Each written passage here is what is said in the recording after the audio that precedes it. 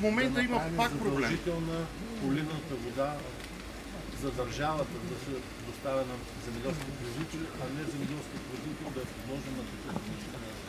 Сега в момента около една година вече вада едно разрешение за узаконяване на сондаж.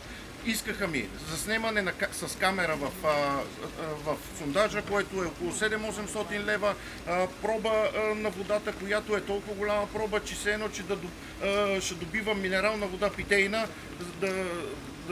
да бутилирам, толкова е скъпо и така голяма бюрокращината, че направо много е трудно. И оттам нататък узаконяването, срока, който е за подписване на договора за водочерпене е 5 годишен. След като изпуснеш срока да го подновиш, от все едно, че започваш на ново, пак влизаш в една много трудно. Ако може това да се облегчи към земеделските производители, ще бъде много добре. Пътила по темата, познавам много добре процеса. Да. Много, така в момента, ползотворни разговори с Министерството.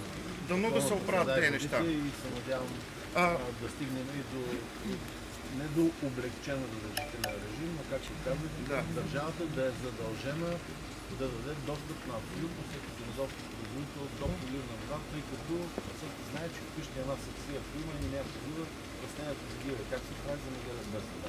Това трябва да бъде задължение на държавата.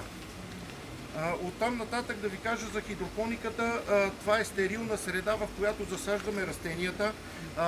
Растението имаме сензори за радиация, съхрани, поддържа се, имаме микроклимат, който поддържа климата в перфектно